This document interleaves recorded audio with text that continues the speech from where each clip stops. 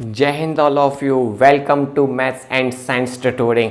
इस लेसन से आज हम स्टडी करने वाले हैं क्लास 11th, जिसकी स्टडी बेस होने वाली है एनसीईआरटी के आधार पर, जिसमें मैंने फर्स्ट चैप्टर लिया हुआ है सेट्स, जिसे हिंदी में कहते हैं समुच्चय। इस लेसन में आज हम 3 सेक्शन कंप्लीट करेंगे। फर्स्ट सेक्शन की बात करेंगे जहां हम बात करेंगे सेट की, समुच्चय होता क्या है, हम इसको जनरल लैंग्वेज में कैसे समझ सकते हैं।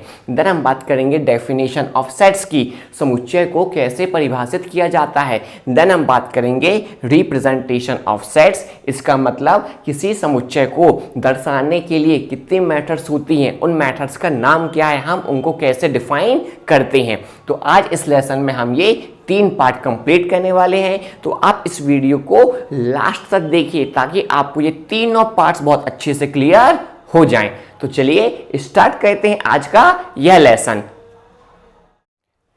चलिए अब हम बात करते हैं सेट्स, जिसे हिंदी में कहते हैं समुच्चय। ये होता क्या है, तो आप बहुत ध्यान से अब सुनिएगा। जब हम किसी ऑब्जेक्ट के कलेक्शन को, मतलब नंबर ऑफ वस्तुओं के संग्रह को, उसकी प्रॉपर्टी, इट मीन्स उसके गुणों के आधार पर यदि हम डिफाइन कर रहे हैं, फिर से सुनिए, यदि हम किसी कलेक्शन को, ठीक है, मतलब हिंदी में किसी संग्रह को, उसकी प्रॉपर्टी, हिंदी में उसके गुण के आधार पर परिभाषित कर रहे हैं, बता रहे हैं, दर्शा रहे हैं, साथ ही साथ वह प्रॉपर्टी पर्सन टू पर्सन कभी भी चेंज नहीं होनी चाहिए। इसका मतलब यह है, यदि किसी संग्रह को, कलेक्शन को जिस प्रॉपर्टी से मैंने डिफाइन किया है, उसी प्रॉपर्टी से आपने भी डिफाइन किया है, मतलब प्रॉपर्टी चेंज नहीं हो रही है, इसलिए हम उस संग्रह को कहेंगे समुच्चय, हिंदी में सेट्स कहा जाएगा।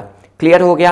अब इसके बेस पर एक एग्जांपल देखते हैं। मैंने एग्जांपल लिया 2 4 6 8 और आपसे पूछा क्या है ये, व्हाट इज दिस। इसके लिए मैंने आपको 4 ऑप्शन दिए। फर्स्ट ऑप्शन दिया मैंने, क्या ये संख्याएं हैं, इट मीन्स ये नंबर हैं क्या। दूसरा, ये सम संख्याएं हैं क्या, इवन नंबर है। तीसरा, ये 10 से छोटी सम संख्याएं हैं, it means even number less than 10। चौथा ऑप्शन दिया इनमें से कोई नहीं का।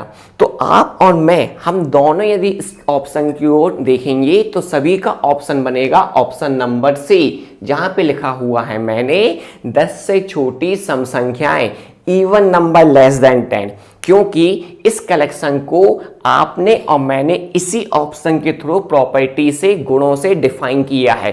क्योंकि बाकी ऑप्शन मैच हो रहे हैं परंतु वेल डिफाइन नहीं है, कंप्लीट हम उसको नहीं कह सकते हैं, परंतु ऑप्शन नंबर सी इस संग्रह को, इस कलेक्शन को प्रॉपर डिफाइन कर रहा है, इसलिए इसका आंसर बनेगा ऑप्शन नंबर सी, 10 से छोटी सम संख्याएं। इतना क्लियर है। अब हम ये देखेंगे, जब आपने इस कलेक्शन को डिफाइन कर दिया है इस प्रॉपर्टी से, साथ ही साथ यह प्रॉपर्टी आपके द्वारा और मेरे द्वारा चेंज नहीं हो रही है, इसलिए हम इसको कहेंगे अब समुच्चय। तो ये बन जाएगा एक सेट, किससे, 10 से लेस देन इवन नंबर्स का। क्लियर। ये तो मैंने आपको सिंपल लैंग्वेज में एक्सप्लेन किया। अब मैं बात करूंगा इसकी डेफिनेशन की। तो पहले आप इंग्लिश में सुन लीजिए, फिर मैं इसको हिंदी में एक्सप्लेन करता हूं। इंग्लिश में डेफिनेशन लिखी जाती है, a well defined collection of object is called it sets. It means, Hindi में वस्तुओं के सुपरिभाषित संग्रह को हम समुच्चय कहते हैं। यहां पर इस शब्द लिया है मैंने वेल डिफाइंड, यहां पे शब्द लिया हुआ है सुपरिभाषित। इसका मतलब होता है उस सेट की, उसकी प्रॉपर्टी कभी नहीं बदलनी चाहिए, उसकी प्रॉपर्टी हमेशा कैसी होनी चाहिए, सेम होनी चाहिए नंबर ऑफ पर्सन के द्वारा। क्लियर। तो आपको डेफिनेशन याद हो जाएगी। इंग्लिश में लिखी हुई है, a well defined collection of object is called it sets. Hindi में हमें याद रखनी है, वस्तुओं के सुपरिभाषित संग्रह को हम समुच्चय कहते हैं। क्लियर। इतना याद हो जाएगा। तो ये डेफिनेशन आपको बहुत अच्छे से याद रखनी है। देखिए, परिभाषा तो कंप्लीट होगी हमारे पास। अब हम बात करते हैं इसके एग्जाम्पल के उदाहरण क्या है। तो सबसे पहला एग्जाम्पल मैंने लिया हुआ है जहां लिखा हुआ है अंग्रेजी वर्णमाला के स्वरों का समुच्चय, मतलब इंग्लिश अल्फाबेट्स में जो वॉवेल्स होते हैं उसको भी हम क्या कहते हैं, सेट्स। जैसे कि यहाँ पे लिखा है मैंने AEIOU, ये क्या है, एक कलेक्शन है। और इस ऑब्जेक्ट के कलेक्शन को हमने क्या प्रॉपर्टी बोली है, अंग्रेजी वर्णमाला के स्वर हैं ये। क्लियर, ये चेंज नहीं हो रहा है, आप भी यही कहेंगे, मैं भी यही प्रॉपर्टी से डिफाइन करूंगा। सेकंड लिया हुआ मैंने 20 से छोटी अभाज्य संख्याएं, इंग्लिश में प्राइम नंबर लेस देन 20। तो आप एक लिस्ट बना देंगे किसके, अभाज्य संख्याओं की, जिनकी संख्या क्या होनी चाहिए, 20 से छोटी। तो क्या क्या हो जाएंगी, 2, 3, 5, 7, 11, 13, 17 एंड 19। क्लियर हो गया इतना। तो ये एग्जांपल्स मैंने दिए गए हैं इस प्रॉपर्टी के बेस पर। इनकी प्रॉपर्टी कभी चेंज नहीं हो रही है, तो इनका संग्रह क्या कहा जाएगा, एक समुच्चय कहा जाएगा, इंग्लिश में सेट्स कहा जाएगा। क्लियर। इसके बाद अब हम बात करते हैं रिप्रेजेंटेशन ऑफ सेट्स की। How to represent a sets, किसी समुच्चय को हम कैसे दर्शाते हैं, उसकी कितनी मेथड्स होती हैं, अब हम इनको समझेंगे। तो सबसे पहले आपको समझनी होती है जो फर्स्ट मेथड है, जिसका नाम होता है रोस्टर फॉर्म, जिसे हम टेबुलर फॉर्म के नाम से भी जानते हैं। जबकि सेकेंड होती है सेट बिल्डर फॉर्म। अब इन दो मेथड के तो अभी मैंने सिर्फ नाम बताए हैं, अब मैं आपको इनका डिटेल एक्सप्लेनेशन देता हूं। तो सबसे पहले जो मेथड मैंने लिखी हुई है यहाँ पे रोस्टर फॉर्म, जिससे मैंने कहा टेबुलर फॉर्म, इस फॉर्म से हमें, इस मेथड से हमें उस समुच्चय के सदस्यों का पता चलता है कि उस सेट्स में मेंबर कौन कौन है, और उन्हीं मेंबर्स को हम यहाँ पे कहते हैं एलिमेंट्स, या हिंदी में अवयव। इतना क्लियर है। जबकि जो सेट बिल्डर फॉर्म होती है, सेट को बनाने वाली फॉर्म ही सेट बिल्डर फॉर्म होती है। इस फॉर्म से हमें उस सदस्य के, मतलब समुच्चय में जो सदस्य हैं, उन सदस्यों का, मेंबर्स का, एलिमेंट्स का हमें गुणों का पता चलता है, जिन्हें हम इंग्लिश में प्रॉपर्टीज कहते हैं। तो आपको याद रखना है, जो हमारे पास फर्स्ट मेथड है रोस्टर फॉर्म, टेबुलर फॉर्म, इससे हमें पता चलता है मेंबर्स क्या क्या हैं, और जबकि मेंबर्स को हमने क्या नाम दिया है मैथमेटिक्स में, एलिमेंट्स या अवयव। जबकि सेट बिल्डर फॉर्म से हमें क्या पता चल रहा है, उन मेंबर्स की प्रॉपर्टीज क्या है, एलिमेंट्स के गुण क्या है। तो ये दो डिफरेंस क्लियर हो गया। यहां से हमें पता चलेगा एलिमेंट्स के बारे में, जबकि यहां से हमें पता चलेगा उनकी प्रॉपर्टीज के बारे में। अब मैं आपको एक एग्जांपल लूंगा और उसी एक एग्जांपल से दोनों मेथड को रिप्रेजेंट करके दिखाऊंगा कि हम उसी एग्जांपल को दोनों मेथड से कैसे डिनोट करते हैं। क्लियर। तो मैंने फर्स्ट एग्जांपल लिया हुआ है जो आपकी स्क्रीन में कुछ ऐसा है, अंग्रेजी वर्णमाला के सभी स्वरों का समुच्चय। अब हमें दिया गया है अंग्रेजी वर्णमाला के जो स्वर हैं, इनके समुच्चय बनाना है, परंतु हमें दो मेथड से दर्शाना है। फर्स्ट मेथड से दर्शाएंगे हम, जिसे हमने नाम क्या दिया है, टेबुलर फॉर्म या रोस्टर फॉर्म। जबकि इसी एग्जांपल को हम देखेंगे जिसे हमने नाम दिया है सेट बिल्डर फॉर्म से। क्लियर। तो जब हम बात करते हैं रोस्टर फॉर्म की या टेबुलर फॉर्म की, तो जैसा कि मैंने बताया है, यहां से हमें सभी एलिमेंट्स का पता चलेगा। तो हमको जैसे ही देखा हमने अंग्रेजी वर्णमाला के स्वर, वर्णमाला में स्वर कितने होते हैं, 5 होते हैं। आप नाम लिख दीजिए। तो मैंने नाम लिख दिया यहाँ पे ए, ई, आई, ओ, यू। क्लियर। इतना सभी एलिमेंट्स को हम हमेशा स्मॉल लेटर से डिनोट करते हैं। क्लियर। तो हमने देखो स्मॉल लेटर्स लिखे हैं। अब सभी एलिमेंट्स को हम कॉमा से भी क्या करते हैं, सेपरेट करते हैं। तो मैंने कॉमा लगा दिया। क्लियर। अब सभी एलिमेंट्स को हम एक कर्ली ब्रेसेस से क्लोज भी कर देते हैं, तो मैंने वो भी कर दिया।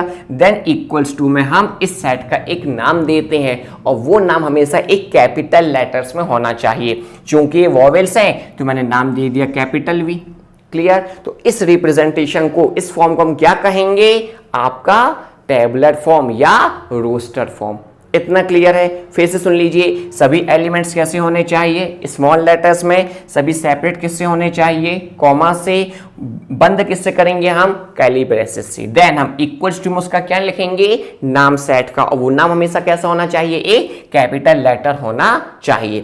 तो ये फॉर्म क्या हो गया हमारे पास, रोस्टर फॉर्म या टेबुलर फॉर्म। क्लियर है। अब हम इसी एग्जांपल को देखेंगे जब हम सेट बिल्डर फॉर्म का यूज करेंगे। क्लियर। तो अब हमने देखा इन एलिमेंट्स जो हैं AEIOU, इन सभी एलिमेंट्स को हमने नाम दे दिया एक एक्स। क्लियर। तो हम लिखेंगे क्या, एक्स कोलन इसको क्या पढ़ा जाएगा, कॉलन, लिखा जाएगा कॉलन, परंतु रीड कैसे करेंगे अभी मैं आपको बताता हूं। तो एक्स कॉलन, अब इसकी प्रॉपर्टी क्या है, एक्स अंग्रेजी वर्णमाला का एक स्वर है। प्रॉपर्टी लिख दी हमने, क्या बताया हमने, जो एक्स इन मेंबर्स को हमने जो नाम क्या दिया, एक्स दिया, तो एक्स कॉलन, एक्स क्या है, अंग्रेजी वर्णमाला का एक स्वर है। इसको हम क्लोज कर देंगे वही कर्ली ब्रैकेट्स से, क्लियर, इक्वल्स में क्या दे देंगे, नाम, और नाम हमने क्या दिया हुआ है, कैपिटल वी। तो ये रिप्रेजेंटेशन कहा जाएगा आपका सेट बिल्डर फॉर्म। इंग्लिश में हम क्या लिखेंगे, सेम यही लिखेंगे हम, एक्स कॉलन एक्स।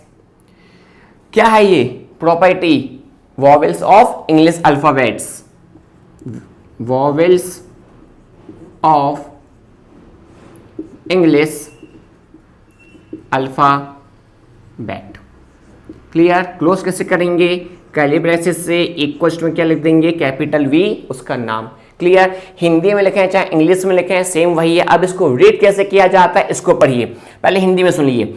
इस सेक्शन को पढ़ा जाएगा, चेंज कर लेता हूं पेन, इसको कहा जाएगा सभी एक्स का समुच्चय। इतने हिस्से को क्या पढ़ा जाएगा, सभी एक्स का समुच्चय। इसको कहा जाएगा जहां, इस कॉलम को हम क्या पढ़ेंगे अब, जहां। तो सभी एक्स का समुच्चय जहां एक्स अंग्रेजी वर्णमाला का एक स्वर है, इसको ऐसे रीड किया जाएगा। फिर से सुनिए, सभी एक्स का समुच्चय जहां एक्स अंग्रेजी वर्णमाला का एक स्वर है। जबकि इंग्लिश में इसको पढ़ा जाएगा the set of all x, the set of all x such that, इसको क्या पढ़ा जाएगा, such that x is a vowel of English alphabets. Clear हो गया, फिर से सुन लीजिए, इस पोर्शन को क्या पढ़ा जाएगा, the set of all x such that x vowel of English alphabets. Clear हो गया। तो ये रिप्रेजेंटेशन कहा जाता है हमारे पास, जिसको हमने नाम दिया है सेट बिल्डर फॉर्म, नहीं टेबुलर फॉर्म, याद रखना है। ये फॉर्म कौन सी कही जाती है, टेबुलर फॉर्म या रोस्टर फॉर्म। इससे हमें एलिमेंट्स का पता चला, जबकि ये फॉर्म क्या है आपकी, सेट बिल्डर फॉर्म, क्योंकि हमें इससे उसकी प्रॉपर्टीज का पता चला। क्लियर। तो ये दोनों रिप्रेजेंटेशन आपके लिए मोस्ट इंपॉर्टेंट है, क्योंकि अब हम अगले लेसन में इसके बेस पर डिफरेंट एग्जांपल्स को सॉल्व करेंगे, जहां पे मैं आपको नंबर ऑफ एग्जांपल कराऊंगा आपके रोस्टर फॉर्म के, नंबर ऑफ एग्जांपल देखेंगे हम आपकी सेट बिल्डर फॉर्म के। तो आप इस वीडियो को, इस लेसन को एक बार फिर से रिवाइज कर लीजिएगा, ताकि नेक्स्ट लेसन में हमें बहुत अच्छे से समझ में आ जाए। क्लियर। तब तक के लिए जय हिंद ऑल ऑफ यू।